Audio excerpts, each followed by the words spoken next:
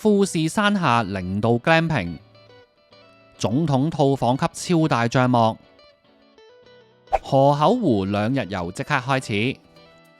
Hello， 大家好，我係 Alfred。今朝一早就嚟到新宿高速巴士總站，我哋提前買咗飛，會喺呢度坐巴士直接去到河口湖，指定值每位2200 yen， 唔塞車大約2個鐘就到。但呢段路耐不久都塞嘅，塞起上嚟呢就要3至4個鐘。提提大家頭尾行程就唔好編排得太緊密啦。嚟到河口湖站，第一件事就係去出晒名可以影到富士山嘅 Lawson 打個卡先。不過今日就好大嚿雲遮住，我係咁依影下就走啦。聽日仲有第2次機會。河口湖附近都有幾間餐廳出地名嘅，網上好多人介紹，亦都有極多各國遊客排隊。但我今日比較趕時間，隨便醫肚，聽日先再去食啲出名嘅餐廳。不過呢一間大家都要認住佢，我就覺得啲嘢食麻麻地，避到就避啦。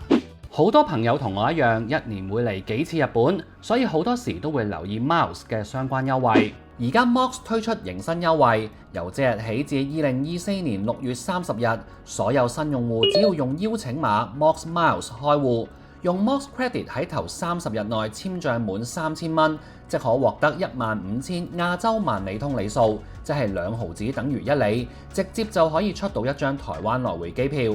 提埋你 Mox Credit 本身就有高達2% 嘅簽帳現金回贈，而 Mox 亦都有1.5% 活存基本利息。最新仲推出咗國泰會員讚禮活動，所有 Mox 新舊客戶即日起至2024年5月19日，透過 Mox App 註冊國泰會員並登記參加活動，於國泰或香港快運官網消費滿1萬蚊，或者預訂任何酒店、網上旅遊平台消費滿1萬蚊，都可以各自賺到5000里，一共賺到高達1萬里，一邊收息一邊賺 cashback， 一邊賺里數，一個 account 幫你搞掂晒。如果想用 Mox Miles 開 Mox Credit 賺里數去多幾轉日本食好嘢，就記得睇下面 info box 了解詳情啦。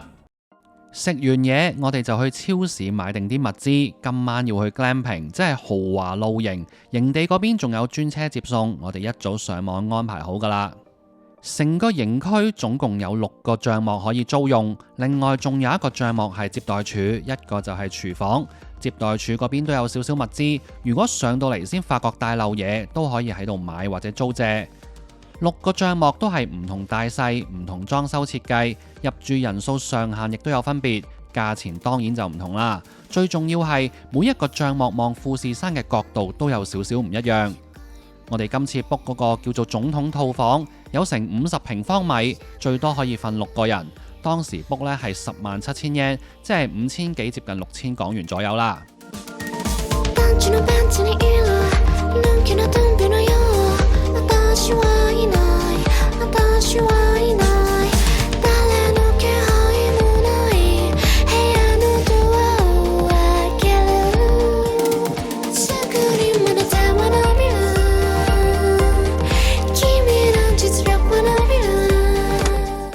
同大家做個 room tour 先，入咗嚟呢度之後咧，已經可以除鞋噶啦，同埋有埋咧室外室內嘅拖鞋嘅。後面呢度咧就係洗手間啦。嚟呢啲咧假嘅露營咧，即係 glamping 啦，咁就唔會咁驚咧，唔方便嘅。如果係真係露營咧，陳生就唔肯嚟噶啦。呢一度咧就係洗手間啦，俾大家睇下先。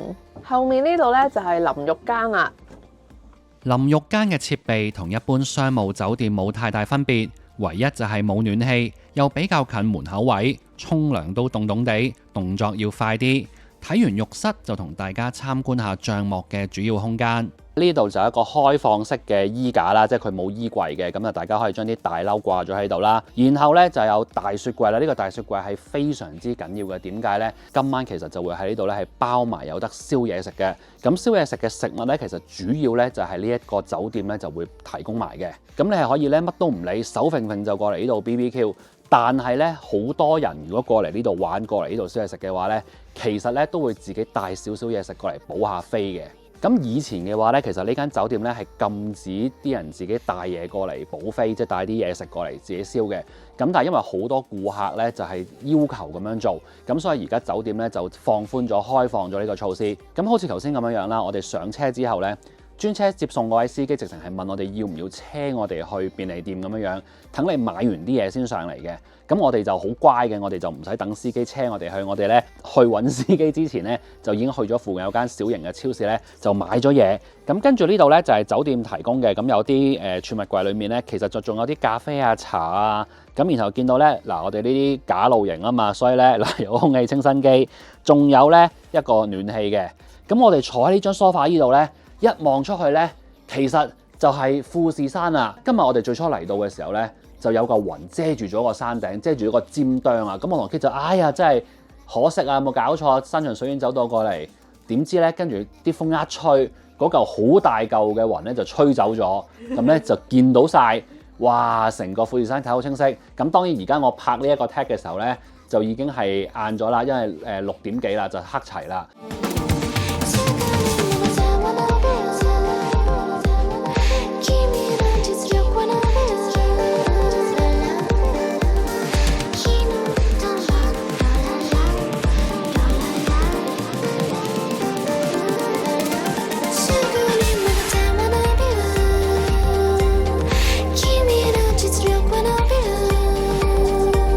咁而家咧，阿 Kit 就開壇作法，預備咧，我哋今晚喺個河口湖富士山腳下嘅 BBQ。咁咧嗱，台面呢度有好多嘢食，咁啊部分嘢食係呢一度供應嘅，咁有啲咧就係我哋自己私伙帶嚟嘅。咁啊好快速俾大家睇睇啦。嗱，我講講我哋私伙帶啲咩嚟啦？呢度有少少刺身啊，跟住有啲蟹柳啊、雞串、牛肉。同埋嗰度仲有嚿扇貝，都係自己帶嚟嘅。咁咧呢度咧有一碟蔬菜，咁嗰度咧阿 Kit 已經落咗部分落去噶啦。然之後呢度咧就仲有啲白菜啦。咁跟住有2兜肉，嗱呢一兜同埋呢一兜，呢一兜咧呢度本來都有一嚿嘅，咁我哋已經落咗落去啦。嗱，佢有啲調味料嘅，有啲燒肉汁，咁啊檸檬汁。檸檬汁就阿 Kit 中意嘅，我就一般嘅啫。第一啖梗係老婆食先啦。你食啊？嗱，呢個凍㗎啦，而家啲天氣 OK 嘅，得唔得？成啖成啖嚟。呢條就係啲豬肋骨，係呢度有嘅。好彩咧，呢度咧仲有個細個嘅暖爐仔，就坐近佢咧就幫到啲手。好，食住蔬菜先，紅蘿蔔。點少少鹽先，哇好呀！呢度有一樣嘢唔好呢，就係冇提供圍裙，因為冬天嚟得呢度玩呢，啲遊客都係着住啲 shell 或者羽絨，咁但係又要埋去煎嘢呢，其實就幾容易彈到啲衫。試下雞串先，哇個葱都幾香。小朋友特別中意食蟹柳，呢個係小朋友。佢成日話我食呢啲唔等使嘅嘢，冇謂嘅。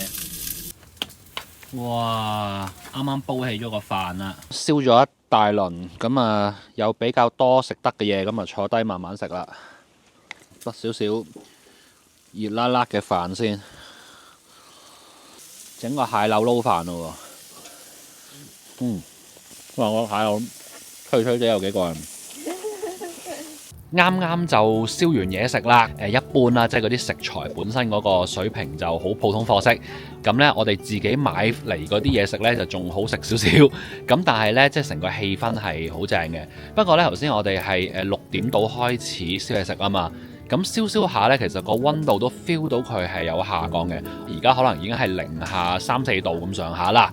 咁啱啱呢，我哋就 send 咗 message 俾呢度啲 staff 啦，因為佢夜晚黑呢，就係會再幫你起一個營火，等你可以坐喺個燒嘢食嘅露台嗰度呢，就一邊即係欣賞下呢度嘅夜景啦，然後前面就有個營火俾你又靚啲，然後又可以有少少即係取暖咁樣嘅。燒完嘢食喺出面坐下啦，咁啊坐咗一陣之後呢，酒店嘅職員咧又攞咗啲嘢俾我哋喎，咁其中咧就包括呢一個，佢話係飯後嘅甜品，其實就有2杯雪糕，咁咧，除咗雪糕之外咧，嗱，我哋咧其實有啲自備嘅好東西，就係呢兩樽嘢啦。咁呢個交俾阿 Kit 介紹下先。呢兩個咧就係嚟親呢個河口湖咧都會買嘅人氣嘅布丁啊！呢一個咧富士山造型好靚嘅咧就係梳打味嘅，呢個就係牛奶味，呢個390 yen，呢一個就係450 yen。好，試咗呢個牛奶味。哇，結塔塔，佢唔係淨係牛奶啊，佢蛋味都好重，極重蛋味，同埋好滑喎。呢個係屬於幾好食嘅，因為其實日本咧好多地方都話自己啲布丁好食啊，出名咁，但係其實咧就唔係間間都真係好食嘅。同埋呢個咧其實好易買，佢好近車站。好近，同埋唔使排隊，最主要係。另外嗰個梳打味嘅富士山布丁呢，我拍完頭先個 test 之後諗下呢，就唔好食住，我留翻聽朝先食。如果起到身的話呢，食早餐嘅時候呢，就一路望住個富士山，就一路食嗰個富士山布丁，咁應該會好玩啲。我聽朝食完再話俾大家知好唔好食。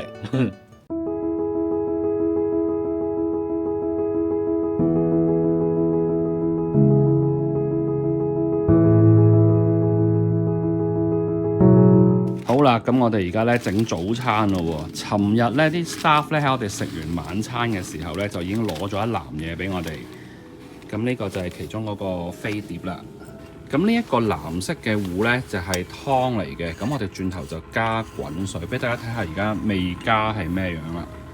就係咁樣哦，咁樣嘅。好多觀眾都知道咧，我一年係食幾次早餐嘅啫嘛。咁今年其中一個 quota 咧就俾咗我而家前呢啲嘢啦。咁咧，阿 Kit 頭先好快就搞掂咗啦。咁嗱，呢一個咧就係芝士火腿嘅飛碟啦。咁然後咧有一個係即沖嘅熱湯啦。咁呢個咧聞落去應該係啲粟米湯咁樣嘅。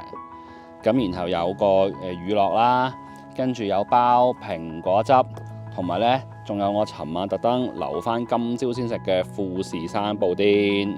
即係我而家順方向睇咧，就係露台嗰個富士山景。咁今日個天咧又係好靚好清，哇！真係抵。望住呢個景食早餐，即係食物真係唔重要。等等食埋呢一個自己買嘅布丁，食浸佢面頭白色嗰啲先。呢個係就咁牛奶味，因為尋日我哋食嗰個所謂嘅牛奶味咧，其實佢都係溝咗蛋噶嘛。呢個甜啲，咁我而家咧食埋下低藍色嗰啲啦，撈埋一齊食啦。今次就梳打味，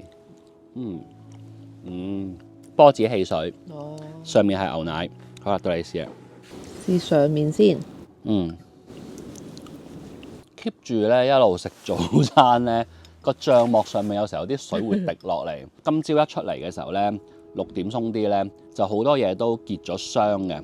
啲台凳凳啊，個木地板啊，咁啊出面有啲暖爐咧，都係結晒霜嘅。咁而家之後日出啦，咁啊開始出太陽一曬咧，咁啲嘢就開始即係會濕啊。瞓醒咗咧，就同大家講一講呢一個 camping 裏面其中呢一個叫做總統套房嘅營到底好唔好住呢？首先第一樣嘢就講溫度啦，尋晚大概係-4、-5度度啦。咁但係呢個營裏面咧就好暖嘅，咁佢有2部暖氣啦，然後咧就係嗰個牀咧，其實佢係有嗰啲電氈，咁啊可以校咗溫度，咁啊成張床係暖粒粒。但係我尋晚咧就唔算好好瞓喎，因為咧呢一個帳幕咧就唔係幾隔到音嘅。咁呢一度咧喺夜晚9點鐘之後咧就要進入呢個 silent mode 嘅，就要熄燈熄火嘅，就唔俾即係太過有光咁樣樣。同埋咧佢就會勸喻所有嘅營友咧，就係9點之後咧就要開始好安靜㗎啦，因為成個營地咧其實係好應聲嘅。任何一個帳幕如果發出聲音咧，其實係成個營地6個帳幕都會聽得好清楚嘅。咁尋日喺我隔離嗰個鄰居咧，就住咗一班人，哇講嘢咧非常之大聲，係12點打後都仲大聲講大聲笑。我11點幾咧就已經 send 咗 message 俾呢度嘅職員嘅，因為佢哋嘅職員係有一個24小時嘅 line 係可以通知職員。咁我就話喂，隔離個營好嘈喎。咁但係結果咧12點幾咧，佢哋都係好嘈嘅，真係大聲講大聲笑，哈哈哈哈咁樣嗰啲，好嘈，玩得好勁。咁然後我喺張床度瞓覺咧，我係每一句佢哋講嘅嘢咧都聽得好清楚嘅。咁我 send 咗幾次 message 俾啲 staff 都搞唔掂呢件事。當時我已經瞓緊㗎啦，着住短褲 T 恤咁樣，咁我都頂唔順。咁我起身着褸着條短褲行過隔離營，拍佢門撳佢鐘，叫佢細聲啲。咁咧就好咗少少，收斂咗啲啲，就冇咁恐怖。咁我就瞓到覺。但係除此之外，我覺得尋晚今朝成個體驗係好好玩嘅，我覺得係好開心。我都花咗好多時間喺度慢慢欣賞，喺度睇嗰個富士山嘅風景。咁啊，連埋河口湖啦，同埋下底有啲屋咁樣樣，成個 view 係好靚嘅，好值得坐喺度靜落嚟，唔需要做啲乜嘅，慢慢喺度去欣賞。咁啊，同阿 Kit 喺出面坐下啊，飲啖茶啊咁樣樣。成個感覺係好舒服，好值得咁樣嚟一嚟。轉頭 check out 咗咧，職員就會車翻我哋去河口湖站嗰邊。咁我哋就喺嗰邊影下相啊，玩一陣，食啲嘢，然後就翻東京啦。有啲地方最美麗嘅風景係人，但有啲風景好靚嘅地方，最肉酸嘅就係部分去嗰度嘅人。講緊呢就係河口湖 Lawson。大家可以見到好多人排晒隊。呢條隊冇人指揮，完全出於遊客嘅默契同自律，但故意打尖嘅人呢不在少數。機位同被攝者個位相隔一條馬路，條馬路好多車嘅，兩邊都有告示牌，地下亦印有標語，甚至兩邊都有當地人揸住個牌叫人唔可以亂咁過馬路。不過好多人呢就刻意無視規則，被指揮交通嘅人鬧嘅時候，甚至會嬉皮笑臉用自己嘅語言大聲話自己聽唔明日文。呢啲人有啲講英文，有啲講普通話，亦有人講廣東話，更有人被制止亂過馬路之後，對住當地人發脾氣，話唔咁樣過可以點樣過，又話自己唔識睇日文告示牌，點知唔可以亂咁過馬路。咁我就忍唔住做架梁啊！我同佢講：啲告示牌有晒中文英文，你唔識睇咩？跟住佢又扮無知，大聲話：咁我點過去啊？大佬啊！左右兩邊大約20幾步已經有交通燈，我睇住你個 friend 啱啱先行過去，你又扮失憶，咁到我篤爆佢啦，佢就好似錄音機壞咗咁 keep 住講，咁點過去喎？咁大個人識得搭飛機去旅行，但唔識得過馬路，你話幾咁荒謬？